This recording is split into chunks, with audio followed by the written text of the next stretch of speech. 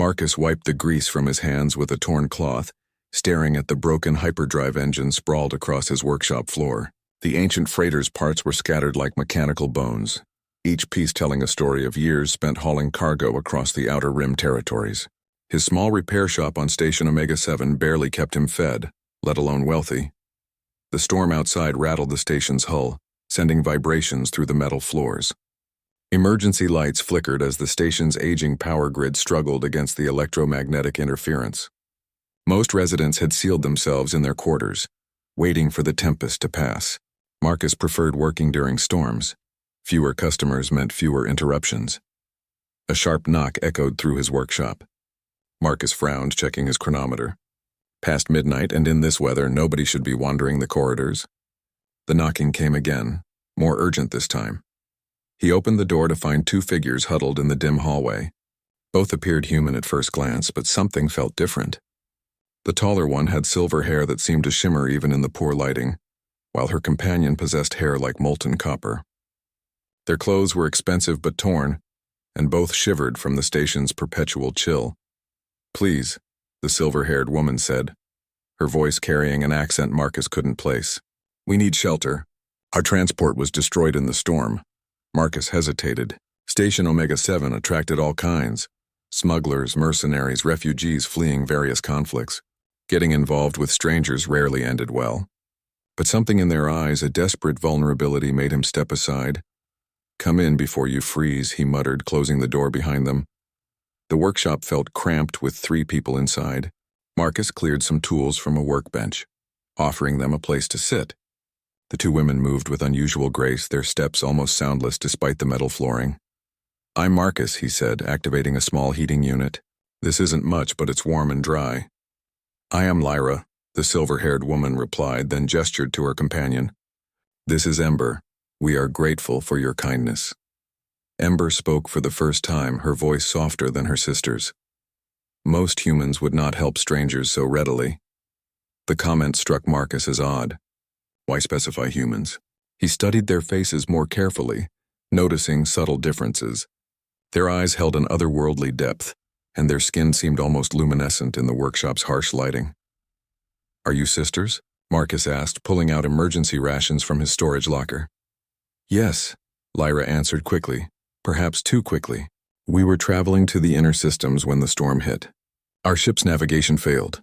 Marcus nodded, though questions nagged at him. Ships didn't simply fail in electromagnetic storms unless they were ancient or poorly maintained. These women dressed too well to be flying in such vessels. Their mannerisms suggested nobility or wealth, yet here they were, alone and apparently stranded. He prepared simple meals, watching them eat with surprising delicacy. Most station dwellers grabbed food like they expected it to disappear. These 2 treated even emergency rations with careful attention. "What kind of work do you do?" Ember asked, examining the scattered engine components. "Starship repair," Marcus replied. "Mostly freight haulers and mining vessels. Nothing glamorous, but it pays the bills." Lyra picked up a plasma coupling, turning it over in her hands. "This is damaged beyond standard repair protocols. How do you fix something like this?" Marcus was impressed she recognized the part. Most civilians couldn't identify basic Starship components. Improvisation mostly. "Can't afford new parts out here, so you learn to make things work with what you have."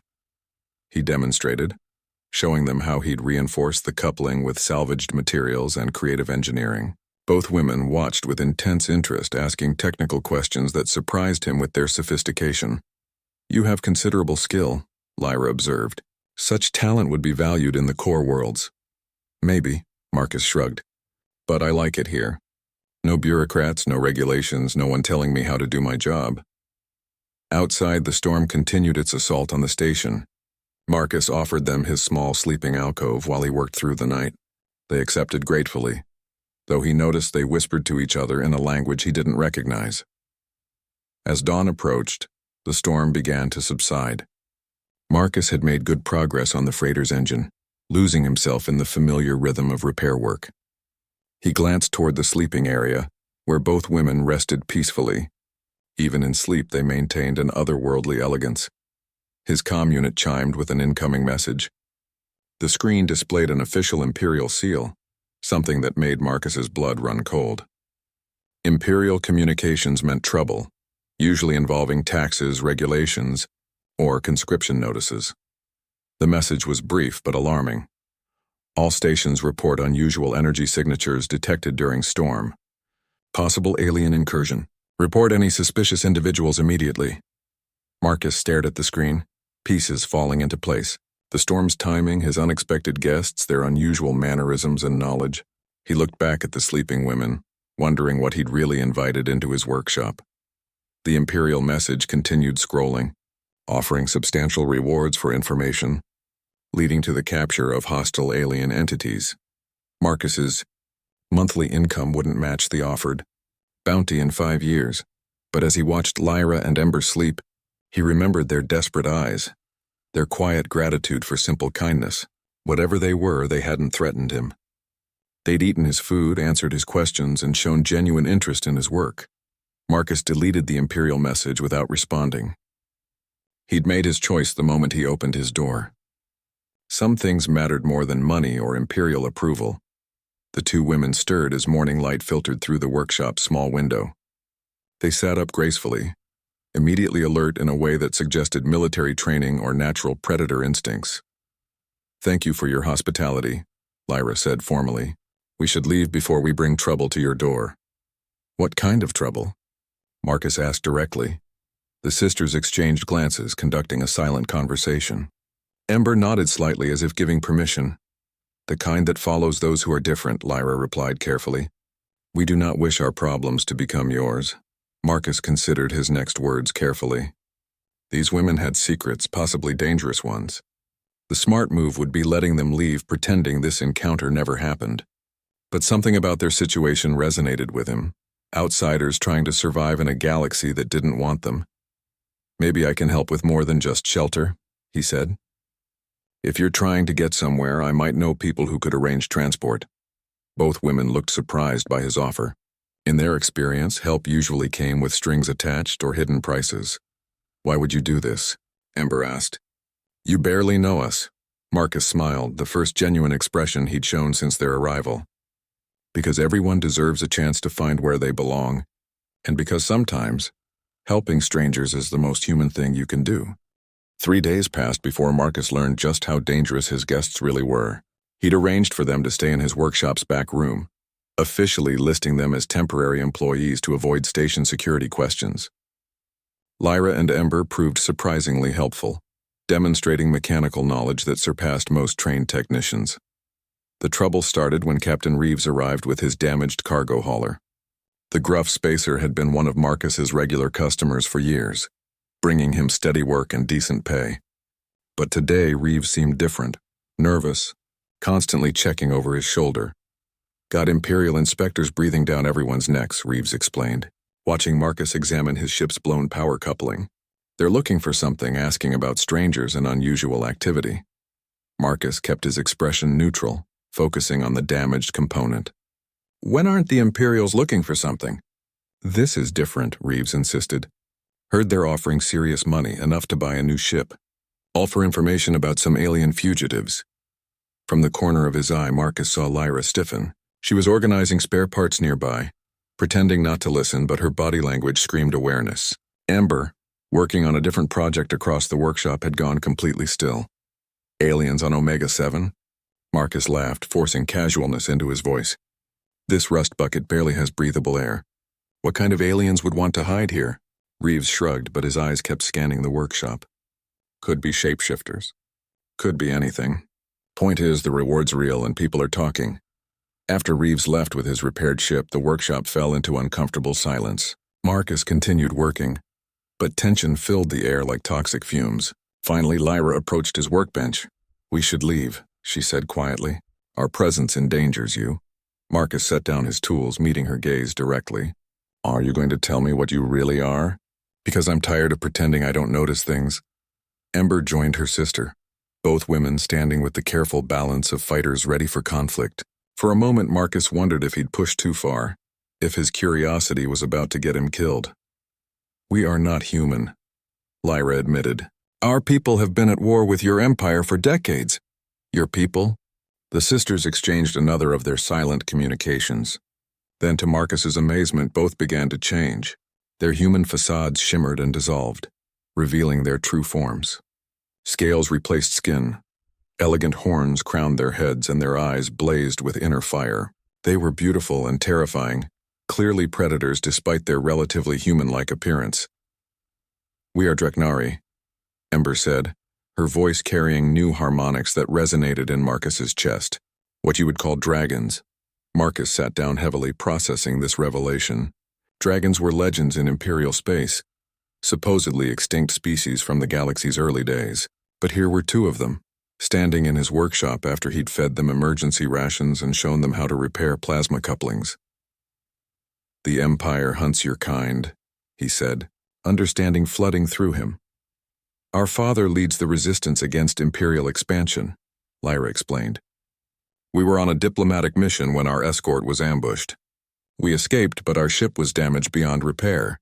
Your father? Lord Commander Thane Drakmor of the Dreknari Sovereignty," Ember said with obvious pride. "The Empire considers him their greatest threat." Marcus whistled low. Even on the Outer Rim, people knew that name. Drakmor's forces had stopped Imperial expansion cold in the Vega sector, turning what should have been easy conquests into costly defeats. The bounty on his head exceeded some planetary budgets. "So you're not just any dragons," Marcus said.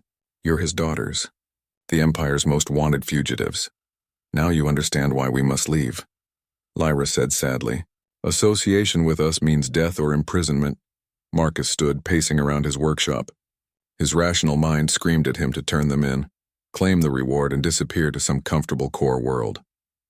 His conscience reminded him of their gratitude, their genuine interest in his work, the trust they'd shown by revealing their true nature.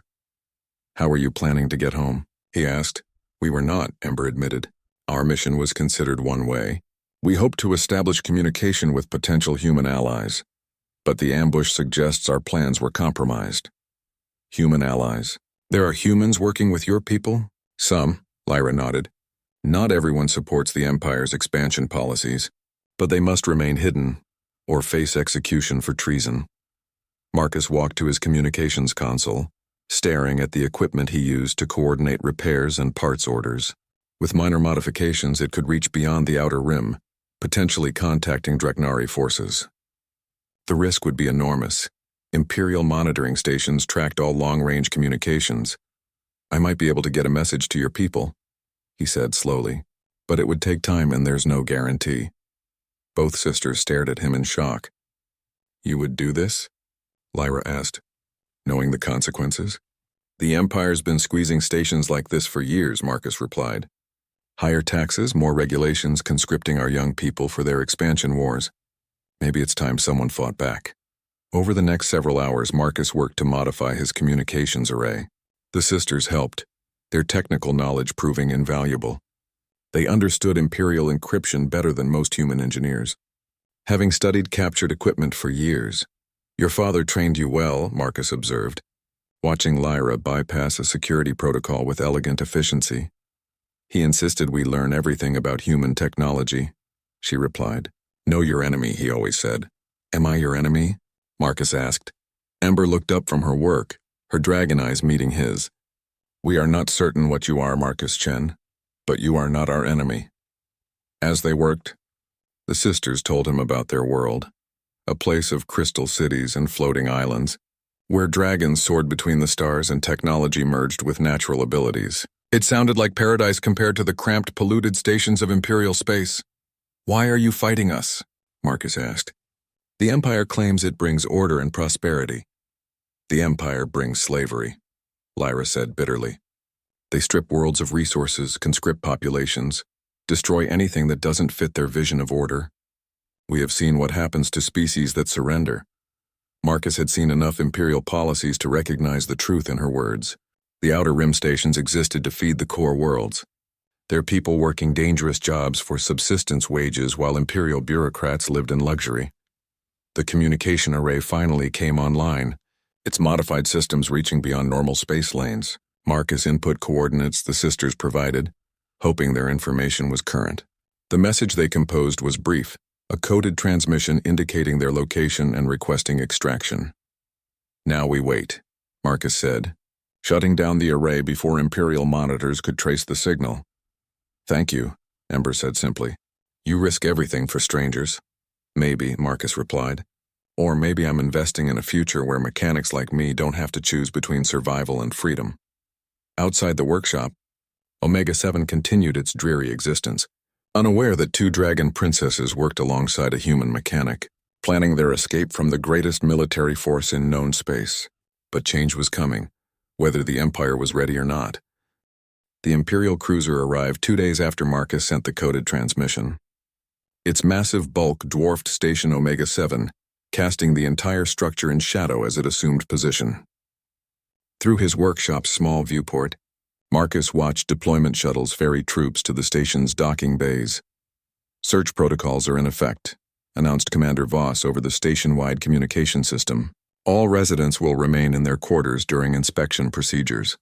Cooperation is mandatory."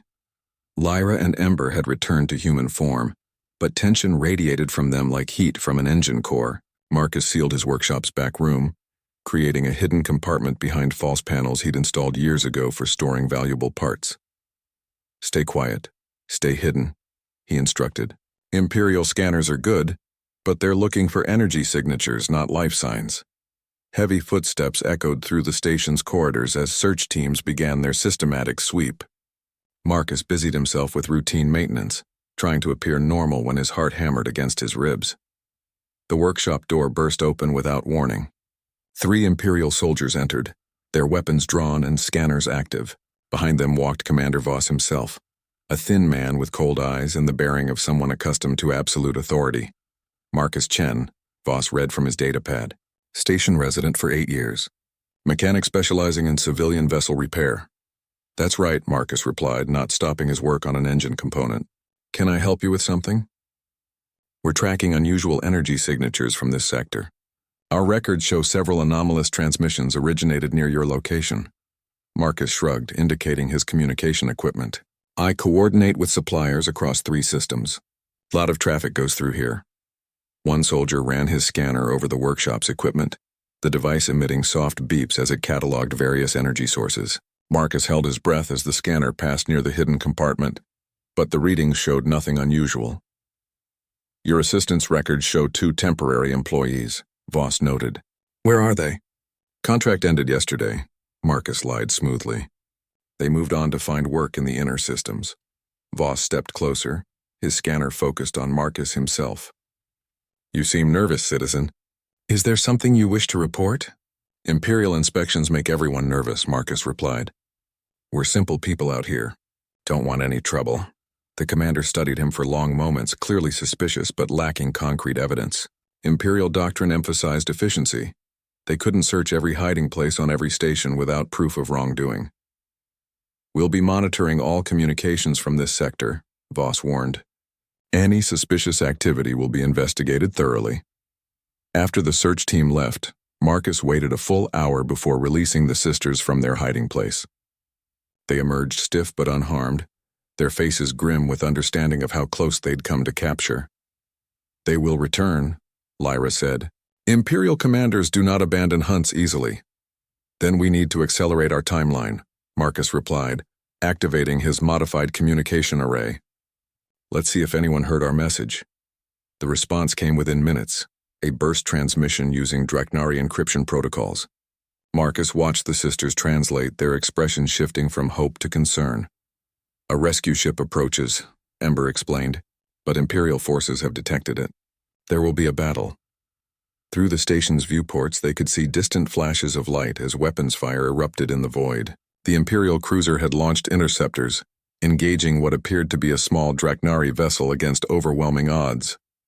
"We have to help them," Lyra said, studying Marcus's workshop with new eyes. "This station has defensive capabilities?" "Some," Marcus admitted. "Mining laser arrays for asteroid clearing, but they're not military grade." "They do not need to be." Ember smiled, her dragon nature showing through her human disguise. "We simply need to create chaos."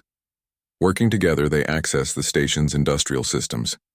Marcus's mechanical expertise combined with the sisters' knowledge of both human and Draknari technology to improvise solutions no single species could have achieved. They rerouted power from life support to the mining lasers, overcharging them beyond safe parameters. The arrays began targeting Imperial interceptors with surprising accuracy, forcing the enemy pilots to divide their attention between the Draknari ship and the suddenly hostile station. Unknown vessel, identify yourself. Commander Voss's voice crackled over communication channels as his cruiser turned its weapons toward Omega-7. This is Station Omega-7, Marcus replied, activating general communications. We are under attack by unidentified vessels, requesting immediate assistance. The boldness of claiming the Imperial ships were attackers caught Voss off guard. Station residents, listening to the exchange, began their own communications, reporting different versions of events to various authorities. The confusion bought precious time. The Draknari rescue ship used the distraction to close distance with the station. It was smaller than the Imperial cruiser but moved with liquid grace, its alien hull gleaming with energy fields that deflected incoming fire. Docking Base 7, Lyra transmitted using Draknari frequencies. We are ready for extraction. But as they prepared to leave the workshop, Marcus hesitated. This place had been his home for years, his sanctuary from an uncaring galaxy. Leaving meant abandoning everything he'd built. Come with us, Ember said, reading his thoughts. Our people value skill like yours. You would be honored among the Draknari. Marcus looked around his workshop one final time, seeing it through new eyes. The Empire would never forgive his involvement in this escape. Staying meant imprisonment or execution. Leaving meant uncertainty but also possibility. Will your father really accept a human ally? He asked. He will accept anyone willing to fight for freedom, Lyra assured him. They gathered essential tools and personal items, abandoning everything else. As they moved through the station's corridors toward the docking bay, alarms began sounding. Commander Voss had finally realized what was happening. All security to Docking Bay 7, his voice echoed through speakers. Prevent any unauthorized departures. Imperial soldiers appeared at corridor intersections, forcing the trio to take alternative routes through maintenance shafts and service tunnels. Marcus's knowledge of the station's layout proved invaluable, guiding them through passages most residents never knew existed. The docking bay doors were sealed when they arrived, but the Draknari ship had already begun cutting through with focused energy beams. The alien vessel's hull bore scars from the recent battle, but its systems remained functional. 30 seconds until breach, a voice called from the ship's speakers. The words translated automatically by implants the sisters wore. Imperial soldiers burst into the docking bay, their weapons trained on the three fugitives. Commander Voss followed, his face twisted with rage at being outmaneuvered by civilians. Surrender now, and your execution will be quick, he snarled. The Draknari ship finished cutting through the bay doors, equalizing pressure with the explosive rush of air. Its boarding ramp extended, revealing 2 dragon warriors in full battle armor, their weapons far more advanced than anything the Empire fielded. The daughters of Drakmor are under our protection, one warrior announced, his voice carrying absolute authority. Any who interfere will face consequences. The Imperial soldiers hesitated, recognizing they were outmatched. But Voss, driven by ambition and fury, raised his sidearm toward the sisters. Marcus moved without thinking, placing himself between the commander's weapon and the 2 dragons who had trusted him with their lives. The shot burned through his shoulder, spinning him around but not stopping his momentum as he tackled the Imperial officer. Go, he shouted to the sisters as more soldiers flooded into the bay. But Lyra and Ember had no intention of abandoning their friend. Both shifted to their true forms, their dragon nature blazing forth in fury. The transformation shocked even their own rescue team. Few humans had ever seen Draknari assume their battle forms. The fight lasted only seconds. Imperial weapons designed to kill humans proved inadequate against dragon scales and fury. When silence returned to the docking bay, Commander Voss and his soldiers lay unconscious, their equipment destroyed, but their lives spared. Mercy is not weakness, Ember explained as dragon warriors helped the wounded Marcus aboard their ship. It is strength that our enemies cannot understand. As the Draknari vessel departed Omega-7, Marcus watched his former home shrink into the distance. He was leaving behind everything familiar, venturing into unknown space with alien allies he'd known for less than a week. But as Lyra tended his wound with gentle efficiency, and Ember programmed their course toward Draknari space, Marcus realized he wasn't losing his home. He was finally finding where he belonged. The jump to Draknari space took 3 days, during which Marcus learned just how different Dragon technology was from Imperial systems. The ship seemed alive, its biomechanical components responding to the crew's thoughts and emotions rather than manual controls. Walls pulsed with soft light that changed colors based on the ship's condition, and the engines sang rather than roared. "Your people build beautiful machines," Marcus told Lyra as she showed him around the vessel. "We do not build them," she corrected. "We grow them. Each ship is a partnership between Draknari consciousness and living metal. They become part of our family." Marcus touched one of the corridor walls, feeling warmth and a subtle vibration that reminded him of a heartbeat. The ship acknowledged his presence with a gentle pulse of golden light. "She likes you," Ember observed, joining them in the corridor. "Starwing rarely responds so favorably to strangers." "Starwing?" "Our ship's name. She has carried our family for 3 generations." On the second day, they encountered a Draknari patrol fleet, massive vessels that dwarfed even Imperial dreadnoughts. But where Imperial ships looked like weapons designed to intimidate, these craft possessed organic curves and flowing lines that suggested speed and grace. "The Sovereignty Navy," Lyra explained as their small ship was escorted toward the fleet's flagship. "Father will want to debrief us immediately." Marcus felt his stomach tighten. Meeting the leader of humanity's greatest enemy seemed surreal. For decades, Imperial propaganda had painted Lord Commander Drakmor as a monster, a tyrant who threatened civilization itself. Yet his daughter showed none of the cruelty or arrogance Marcus expected from royal blood. The flagship's docking bay could have held a dozen Imperial cruisers. As they disembarked, Marcus saw dragons in their true forms for the first time, their massive shapes moving with surprising grace as they performed various duties. Some wore armor that seemed to flow like liquid metal, while others remained unadorned, their natural scales gleaming under the bay's bioluminescent lighting. "Stay close," Ember whispered. "Many of our people have never seen a human ally. Your presence will cause discussion." They were escorted through corridors that seemed carved from single pieces of crystal, their walls displaying holographic scenes of distant worlds. Marcus recognized some Imperial colonies, but these images showed them as they'd been before human settlement, pristine environments teeming with alien life. "The worlds we've lost," Lyra said sadly, noticing his attention. "The Empire calls it civilization. We call it extinction." The throne room, though it looked nothing like human concepts of such spaces, was a vast chamber that seemed to exist partially in normal space and partially somewhere else. Reality flowed like water around floating platforms where various dragon nobles held court. At the center, on a dais that pulsed with inner light, waited Lord Commander Thane Drakmor. He was enormous even by dragon standards. His scales, the deep blue-black of space itself, shot through with veins of silver that pulsed with energy. Ancient scars marked his hide, testament to decades of warfare. When his eyes, each one larger than Marcus's head, focused on the human, Marcus felt the weight of intelligence that spanned centuries. "So," Drakmor spoke, his voice resonating through the chamber without need for translation devices. "This is the human who saved my daughters." "Father," Lyra stepped forward, bowing in a complex gesture that involved folding her wings and lowering her head.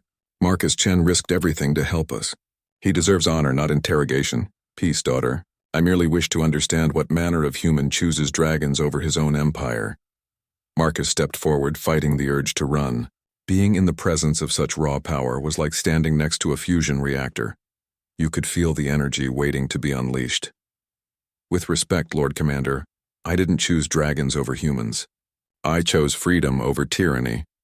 Several dragons in the chamber hissed at what they perceived as insolence, but Drakmor raised one massive claw for silence. "Explain." "The Empire treats outer rim stations like resources to be exploited," Marcus said, finding his voice as he spoke about familiar injustices. "They take our young people for their wars, tax us into poverty, and give nothing back except more regulations. Your daughters showed me kindness and respect I've rarely seen from Imperial citizens. Yet you are Imperial yourself. Your species created this empire." "My species also includes people who resist it," Marcus replied. "Not all humans support what the Empire has become." Drakmor was quiet for long moments, his ancient eyes studying Marcus with unsettling intensity. Around the chamber, other dragons waited for their lord's judgment. Commander Vex, Drakmor finally called. A scarred dragon warrior approached the dais. Show our guest the memorial garden. Let him see what his empire has accomplished. The memorial garden occupied an entire deck of the flagship. As they entered, Marcus gasped at the sight of thousands of holographic displays, each showing a different world or species. The images moved slowly, depicting life in its natural state before transitioning to scenes of imperial conquest and environmental destruction. Each display represents a world or species the Empire has destroyed. Commander Vex explained, his voice heavy with grief. Not conquered, destroyed utterly. This is what we fight to prevent. Marcus walked between the displays, recognizing some locations from Imperial news broadcasts. But where the Empire showed successful colonization and resource extraction, these images revealed the cost. Entire ecosystems stripped bare, indigenous species hunted to extinction, ancient cultures erased in favor of imperial standardization. Why show me this? Marcus asked. Because Lord Drakmor wishes you to understand what victory means, Vex replied. If we fail, if the Empire continues its expansion, this garden will hold 10,000 more worlds. They spent hours in the memorial garden, with Vex explaining the significance of various displays. Marcus learned about species that had tried to negotiate with the Empire, others that had fought bravely but futilely, and a few that had simply been in the wrong place when imperial expansion reached them. The Empire claims these worlds were primitive or hostile, Marcus said, staring at images of an aquatic civilization that had built cities beneath their ocean surface. The Empire claims many things, Vex replied. Truth is not among their priorities. When they returned to the throne room, Marcus found Lyra and Ember in deep conversation with their father. The sight of two human-sized dragons speaking with their massive sire reminded him of how young they really were, despite their obvious competence. Have you learned what you needed to know? Drakmor asked as Marcus approached. I've learned that this war is about more than territory or resources, Marcus replied. It's about the right to exist as something other than imperial citizens. And knowing this, do you still wish to help us? Marcus thought of his workshop on Omega-7, his quiet life repairing ships and avoiding imperial attention. That existence seemed impossibly small now, a hiding place rather than a home. What can one human mechanic do against an empire? More than you might expect. Drakmor smiled, an expression that was terrifying on such a predatory face. My daughters tell me you have considerable skill with technology. Our own engineers could learn from human improvisation techniques. You want me to teach dragons how to repair ships? I want you to help us understand how humans think, Drakmor corrected. Our species are very different. We think in centuries while you think in years. We plan for perfection while you adapt to circumstances. These differences make us formidable enemies but could make us unstoppable allies. Over the following days, Marcus was assigned to work with Draknari engineers, sharing his knowledge while learning their advanced techniques. The collaboration proved remarkable. Human creativity combined with dragon precision created solutions neither species could achieve alone. But more importantly, he began to understand the true scope of the conflict. This wasn't just a territorial dispute between two powers. It was a fundamental clash between expansion and preservation, between standardization and diversity. The Empire sees the galaxy as resources waiting to be harvested, Lyra explained during one of their technical sessions. We see it as a community of different peoples, each with something valuable to contribute. So what's the plan? Marcus asked. How do you defeat something as large as the Empire? We do not need to defeat them, Ember replied. We need to teach them that conquest is not the only path to prosperity. But first, we must stop their expansion. Marcus learned about Draknari strategy, a long-term plan that involved not just military resistance, but also cultural exchange, technological sharing, and the gradual building of alliances among species threatened by imperial expansion. It could take generations, he observed. We have generations, Drakmor said, joining their conversation. The question is whether your people will survive long enough to learn wisdom. That evening, as Marcus stood on an observation deck watching Draknari space unfold around them, Lyra joined him at the transparent wall. Do you regret your choice? She asked. Marcus considered the question seriously. He'd abandoned his old life, branded himself a traitor to his own species, and committed to a cause that might take decades to succeed. "No," he said finally. "For the first time in my life, I feel like I'm working towards something important." "No," he said finally. "For the first time in my life, I feel like I'm working towards something important, even knowing you can never return to human space." Marcus smiled, watching dragon ships move through the void like living things dancing among the stars. Maybe someday human space and Draknari space won't be separate things. Maybe they'll just be places where different peoples work together. Lyra touched his shoulder gently, her claws careful not to pierce his skin. That is a future worth fighting for. 6 months after arriving in Draknari space, Marcus found himself leading a joint engineering team on the most ambitious project either species had attempted. The mission: infiltrate an Imperial shipyard and liberate thousands of enslaved alien workers while simultaneously stealing the Empire's newest weapon designs. The Forge of Titan was humanity's largest military construction facility, orbiting a dead world stripped of resources decades ago. Intelligence reports indicated the Empire was building something unprecedented.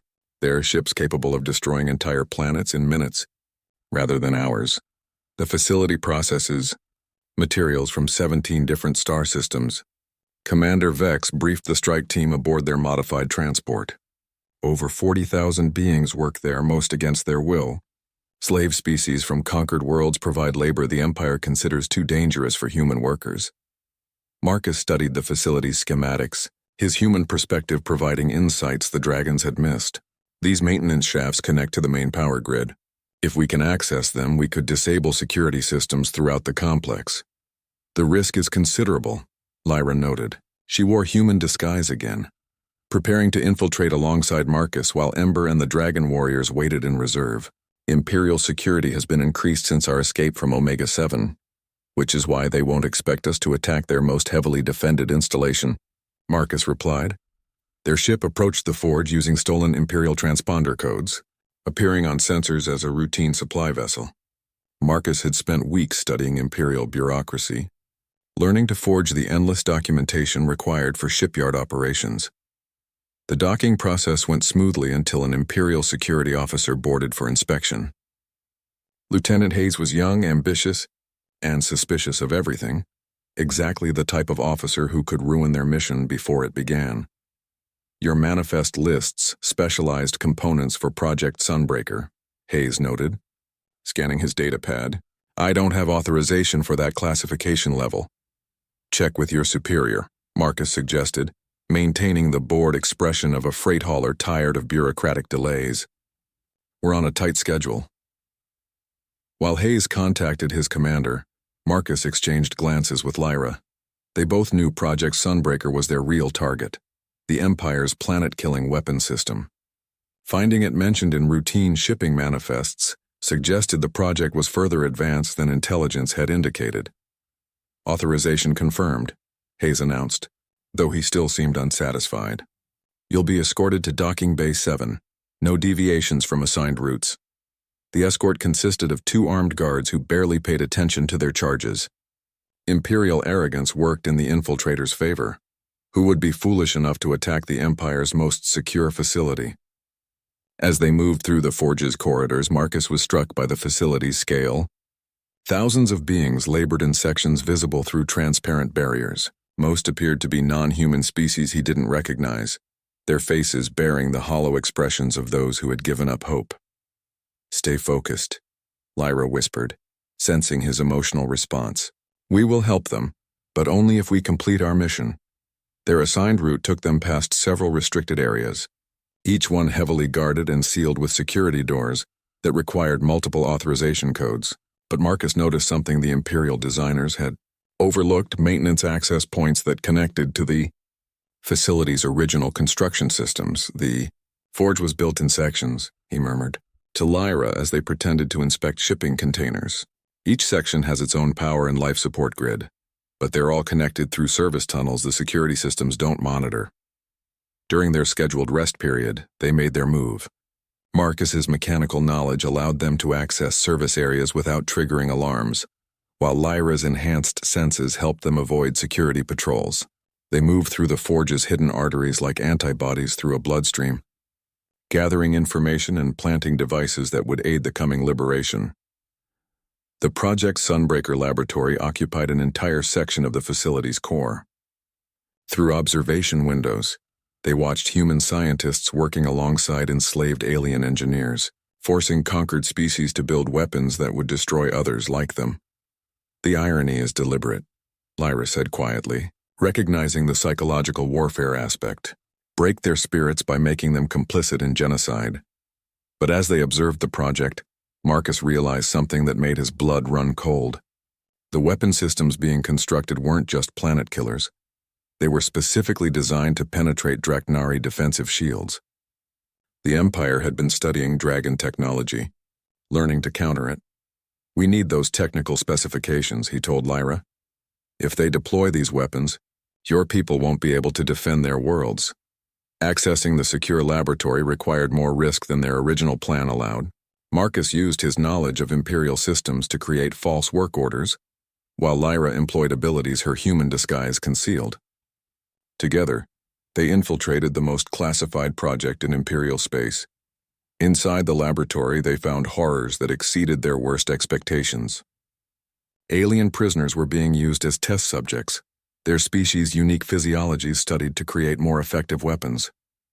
Charts on the walls showed projected casualty numbers that reached into the billions. Dr. Chen, a voice called from behind them. I wasn't expecting additional personnel today. They turned to find Dr. Sarah Martinez, the project's chief scientist, studying them with professional interest. Marcus recognized her from Imperial scientific journals, a brilliant researcher whose work had been corrupted by military applications. Last-minute assignment, Marcus improvised, hoping his forged credentials would pass inspection. Quality control review of the new targeting systems. Interesting, Martinez approached, her scanner active. Your biometric readings don't match our database. The situation deteriorated rapidly. Alarms began sounding as security systems detected the unauthorized presence. Lyra abandoned her human disguise, shifting to her true form as Imperial guards flooded into the laboratory. Dragon, Martinez screamed, diving for cover as Lyra's transformation filled the room with displaced air and energy. The battle was brief but intense. Lyra's natural abilities proved superior to human weapons, but the confined space limited her movement. Marcus used his technical knowledge to turn laboratory equipment against their attackers, creating diversions while downloading critical data from the project computers. Extraction point compromised. Ember's voice crackled through their communication devices. Imperial reinforcements responding throughout the facility. Continue the mission, Marcus told her, stuffing data storage devices into his equipment pack. The slaves need liberation more than we need rescue, but Lyra had other plans. Instead of fleeing toward their planned escape route, she began moving deeper into the forge, following maintenance shafts toward the facility's central processing areas where the majority of enslaved workers labored. The liberation begins now, she announced, her dragon form blazing with righteous fury. They emerged into a vast chamber where thousands of beings worked under armed guard. The sight of a dragon appearing among them sent shockwaves through both prisoners and guards. Some aliens cowered in terror, while others began to hope for the first time in years. People of 100 worlds. Lyra's voice carried throughout the chamber, enhanced by dragon vocal abilities. Your freedom is at hand. Rise up and reclaim your dignity. The response was immediate and overwhelming. Enslaved beings who had been broken by years of captivity suddenly found strength they'd thought lost forever. They turned on their Imperial overseers with improvised weapons and desperate fury. Marcus used his technical skills to open security doors and disable containment systems, allowing prisoners to spread throughout the forge. Meanwhile, Ember and the Dragon Strike team launched their assault on the facility's command center, coordinating with the internal uprising. But the Empire's response was swift and brutal. Commander Voss, promoted after his failure at Omega-7, arrived with a fleet of warships prepared to destroy the entire forge rather than lose it to Dragon forces. All Imperial personnel evacuate immediately, Voss announced over facility communications. This installation will be sterilized in 10 minutes. He means to kill everyone, Marcus realized. Prisoners, guards, everyone who might carry information about Project Sunbreaker. Then we must save them all, Lyra replied, her dragon nature fully awakened. The evacuation became a race against time. Dragon ships materialized around the forge, their living hulls pulsing with power as they began loading refugees. But tens of thousands of beings couldn't be evacuated in minutes, especially when Imperial forces tried to prevent their escape. Marcus found himself coordinating the largest rescue operation in galactic history, using his understanding of both human and Draknari systems to maximize efficiency. Slave species who had been enemies in their home systems worked together, united by their shared desire for freedom. Transport 7 is overloaded, a dragon pilot reported. Cannot safely jump to hyperspace. Redistribute passengers, Marcus ordered, consulting evacuation charts that updated in real time. Route overflow to Transport 3. Around them, the forge shuddered as Imperial weapons began targeting its superstructure. Voss was making good on his threat, sacrificing his own facility to prevent it from falling into dragon hands. 60 seconds to structural failure, Ember warned from the command center she'd captured. The final evacuees were loading when Marcus realized someone was missing. Dr. Martinez remained in the Project Sunbreaker laboratory, trying to destroy evidence of her work rather than escape. Leave her, Lyra urged. She chose to serve the Empire. But Marcus remembered something from his conversation with Lord Drakmore about understanding how different species think. She's not evil, just misguided. Maybe she can learn. He ran through collapsing corridors toward the laboratory, finding Martinez desperately trying to delete files from computers that were already beyond repair. Come with us, he offered, extending his hand. You're a brilliant scientist. Help us build instead of destroy. I can't, she whispered, tears streaming down her face as explosions rocked the forge. I've done terrible things. So have I, Marcus replied, but redemption is always possible if you're willing to try. Martinez looked at his outstretched hand, then at the burning laboratory around them. Finally, she took his hand, allowing him to lead her toward the evacuation ships. They reached the last transport just as the forge's reactor core began to fail. As their ship pulled away from the dying facility, Marcus watched through the viewport as the Empire's greatest shipyard collapsed into itself, taking Project Sunbreaker with it. 47,000 beings rescued, Ember reported, exhaustion evident in her voice. Multiple species, many with technical knowledge the Empire will struggle to replace. And Dr. Martinez has agreed to share her research, Marcus added, glancing toward the human scientist who sat alone, contemplating her choices. She might be the key to developing defenses against weapons like Sunbreaker. As they jumped to hyperspace, leaving the wreckage of the forge behind, Marcus realized this mission had changed everything. They hadn't just struck a blow against the Empire. They'd proven that different species could work together, that enemies could become allies, and that freedom was worth any sacrifice. Your father will be pleased, he told Lyra and Ember. He will be proud, Ember corrected. Not just of the mission's success, but of what you've become. Marcus looked around the transport, seeing humans, dragons, and dozens of alien species working together despite their differences. This was the future Lord Drakmore envisioned. Not conquest or domination, but cooperation and mutual respect. What I've become? He asked. A bridge between worlds, Lyra replied. The first of many if we're successful. 2 years after the destruction of the Forge of Titan, the war between the Empire and the Draknari sovereignty had evolved into something neither side had expected. The liberation of enslaved species had triggered rebellions across Imperial space, while Dr. Martinez's defection provided intelligence that revolutionized dragon defensive capabilities. Marcus stood on the observation deck of the newest Draknari vessel, watching as representatives from 47 different species gathered for what historians would later call the Great Assembly. The ship itself was a marvel of cooperative engineering, human adaptability, dragon artistry, and alien innovations from dozens of worlds working in perfect harmony. Are you nervous? Lyra asked, joining him at the transparent wall.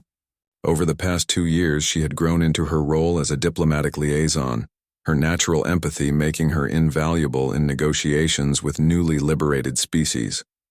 Terrified, Marcus admitted. I'm about to address beings whose worlds I helped the Empire destroy, asking them to trust humanity again. You are not asking them to trust humanity, Ember corrected. approaching with a data pad containing the latest intelligence reports. You are asking them to trust you and through you, the humans who choose cooperation over conquest. The assembly hall buzzed with conversation in hundreds of languages, automated translation systems working overtime to facilitate communication. Marcus recognized many faces. Former slaves from the Forge who had become leaders in the resistance movement, dragon nobles who had initially opposed any alliance with humans, and alien diplomats representing species the Empire had barely encountered. Lord Commander Drakmor entered the hall, his massive form commanding immediate attention. But today he wasn't alone. Beside him walked Admiral Sarah Martinez, her former Imperial uniform replaced by the flowing robes of a Draknari science advisor. Her transformation from weapons designer to peace advocate had become a symbol of redemption that inspired others to change sides. Friends. Drakmor's voice filled the chamber, enhanced by bioacoustic systems that translated not just his words, but their emotional content. We gathered to discuss the future of our galaxy. The Empire continues its expansion, but they no longer face scattered resistance. Today they face unity. The response was overwhelming. Not the polite applause of formal diplomacy, but the passionate cheers of beings who had found hope after decades of oppression. Marcus felt tears in his eyes, remembering his small workshop on Omega 7 where this journey had begun. The Imperial response has been predictable. Admiral Martinez addressed the assembly, her scientific precision lending weight to strategic assessments. Unable to maintain their previous expansion rate, they've consolidated their core territories while developing new weapon systems. Our intelligence suggests they're preparing for a decisive campaign. A holographic display materialized above the assembly, showing Imperial fleet movements and defensive preparations. The Empire was massing forces on an unprecedented scale, clearly planning something that would determine the war's outcome. They intend to strike at Drakmor's heart, Commander Vex reported, his scarred hide bearing fresh marks from recent battles. The Empire believes that destroying our capital world will shatter the alliance. Murmurs of concern rippled through the assembly. Drakmor's heart wasn't just the sovereignty's political center. It was home to billions of dragons and the refugees they had sheltered from Imperial conquest. Let them come, rumbled an ancient dragon whose species had been fighting the Empire for 3 centuries. Our defenses are strong. Defenses can be overcome, Marcus said, rising from his seat. The hall fell silent as beings who had learned to respect his judgment focused their attention. But the Empire's greatest weakness isn't military, it's philosophical. He activated his own holographic display, showing economic and social data from Imperial worlds. The Empire maintains power through fear and propaganda, telling their citizens that aliens are threats requiring constant warfare. But what happens when those citizens see that cooperation produces better results than conquest? Dr. Martinez nodded approvingly. Marcus is correct. My former colleagues are beginning to question Imperial doctrine. The liberation of the Forge demonstrated that humans and aliens can work together. This challenges everything the Empire teaches. So how do we use this? Asked President Kayla of the Cedian Republic, an aquatic species whose world had been one of the first to join the Alliance after their liberation. Marcus looked around the assembly, seeing the faces of beings who had risked everything for freedom. His answer would shape the next phase of their struggle. We don't wait for them to attack us, he said. We take our message directly to Imperial citizens. Show them what cooperation can accomplish. The plan that emerged from the Great Assembly was audacious beyond anything previously attempted. Instead of preparing for defensive warfare, the Alliance would launch simultaneous humanitarian missions throughout Imperial space, providing aid to worlds suffering from environmental disasters, economic collapse, and resource depletion, all consequences of Imperial expansion policies. Medical supplies to plague-stricken colonies, food to worlds stripped of their agricultural capacity, technology to repair damaged ecosystems. Lyra outlined the strategy. Assistance given freely with no demands for submission or tribute. The Empire will declare it an invasion, warned General Torres, a human defector who commanded one of the Alliance's integrated fleets. Then they will have to explain to their citizens why they're attacking humanitarian missions. Ember replied. That contradiction will be difficult to rationalize. Over the following months, the Alliance's mercy fleets deployed throughout Imperial space. Dragon medical vessels worked alongside human engineering teams and alien agricultural specialists to address crises the Empire had ignored or caused. The results exceeded even optimistic projections. On Kepler Prime, Alliance teams reversed decades of environmental damage, restoring watersheds that Imperial mining had poisoned. The local population, initially suspicious, became enthusiastic supporters when they saw their children playing in clean rivers for the first time in their lives. New Geneva received food shipments during a famine caused by Imperial resource quotas. Alliance agricultural experts taught sustainable farming methods that increased yields while reducing environmental impact. The planet's governor quietly reduced tribute shipments to the Empire, claiming crop failures that didn't exist. Most significantly, the Alliance's technological sharing programs began transforming Imperial colonies from resource extraction centers into self-sufficient worlds. Citizens who had lived in poverty while their worlds were stripped bare suddenly found themselves prosperous and independent. Popular support for the war is collapsing, Dr. Martinez reported during a strategy session aboard the Alliance flagship. My contacts in Imperial intelligence indicate massive draft resistance and increasing desertion rates. The Emperor's response has been predictably authoritarian, Admiral Torres added. Martial law on 17 worlds, public executions of anyone caught communicating with Alliance forces. It's exactly the kind of overreaction that drives more people to our cause. But the Empire's escalating desperation also made it more dangerous. Reports reached the Alliance of new weapons being deployed against civilian populations, experimental technologies that violated every treaty governing interstellar warfare. They're using fear as their last weapon, Marcus observed, studying intelligence reports that made his stomach turn. If they can't maintain loyalty through prosperity, they'll try terror. The crisis came when Imperial forces attacked an Alliance medical convoy, treating radiation poisoning on Tau Ceti III. The planet had been contaminated by a reactor accident the Empire refused to acknowledge, leaving millions of civilians to suffer in silence. Dragon medical ships and human engineering vessels were working together to establish treatment centers when Imperial warships opened fire without warning. The attack violated every rule of civilized warfare, targeting clearly marked humanitarian vessels. 17 ships destroyed, Ember reported, her voice tight with controlled rage. Over 3,000 medical personnel killed, including human volunteers. The Alliance's response was swift but measured. Instead of military retaliation, they broadcast footage of the attack throughout Imperial space, showing the Empire's forces destroying medical ships and murdering doctors. The reaction was immediate and overwhelming. Imperial citizens, already questioning their government's policies, were horrified by the deliberate targeting of medical personnel. Protests erupted on dozens of worlds, while Imperial military units began refusing orders to attack Alliance humanitarian missions. The Emperor has declared you a terrorist organization, Commander Voss communicated during a rare diplomatic exchange. He had been promoted again, now commanding the Imperial fleet tasked with stopping Alliance operations. And we've declared him a war criminal, Marcus replied calmly. I think history will judge which label proves more accurate. The final confrontation came not in space but in the halls of Imperial power itself. A coalition of Imperial senators, governors, and military commanders formally requested negotiations with the Alliance, effectively recognizing them as a legitimate government rather than a rebel movement. The Emperor refuses to acknowledge these negotiations, Senator Elena Vasquez explained via secure transmission.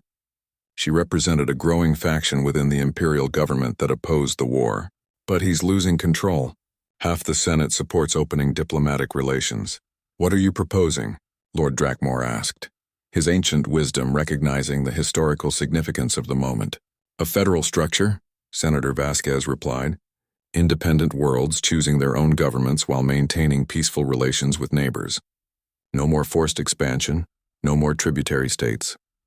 The negotiations took place on Harmony Station, a neutral facility constructed specifically for the peace talks. Marcus found himself serving as one of the primary mediators. His unique perspective as a human who had chosen dragon citizenship, making him invaluable in bridging cultural differences.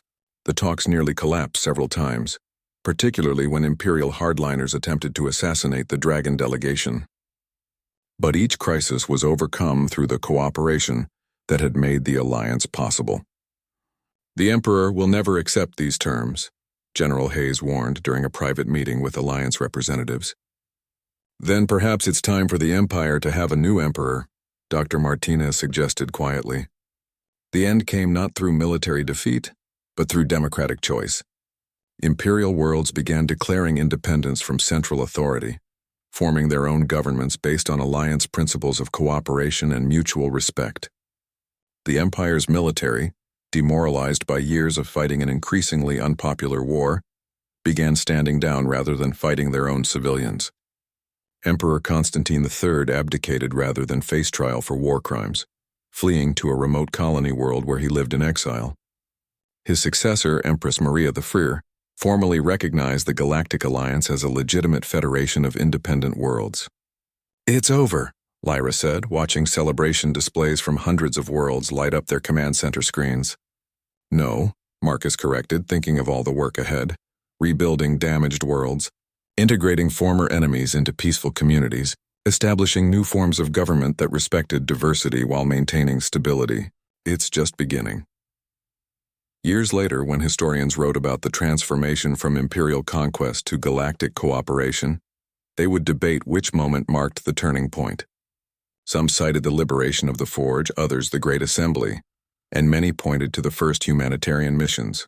But Marcus, now serving as the Alliance's Secretary of Interspecies Relations, knew the real turning point had occurred in a small workshop on a forgotten station, when a broke mechanic chose to help two strangers rather than turn them in for a reward.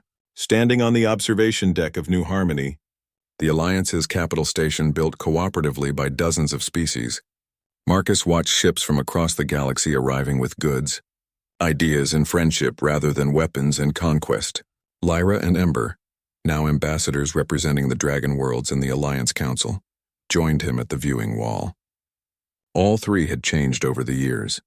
Marcus bore the confidence of someone whose ideas had helped reshape galactic civilization, while the Dragon Sisters had matured into wise leaders whose diplomatic skills prevented conflicts before they could escalate. "Do you ever wonder what would have happened if you hadn't answered your door that night?" Ember asked. Marcus smiled, watching a human freighter dock alongside a Dragon bioship while alien traders from a dozen worlds conducted business in the station's markets. "I think the future would have found another way," he replied. "Freedom always does. It just might have taken a little longer." As if summoned by their conversation, Lord Commander Drakmor approached through the crowd, his massive form still commanding respect, but no longer inspiring fear. The ancient dragon had adapted to peacetime with surprising grace, becoming a beloved elder statesman whose wisdom guided the Alliance through its growing pains. "My friend," Drakmor rumbled, his voice warm with affection, "the Council needs your input on the Centauri trade dispute." "More diplomacy?"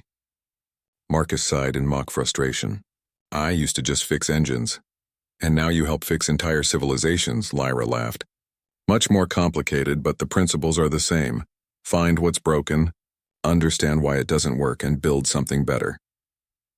As they walked toward the council chambers, where representatives from hundreds of worlds worked together to solve problems through discussion, rather than warfare, Marcus reflected on how much had changed since that stormy night on Omega 7.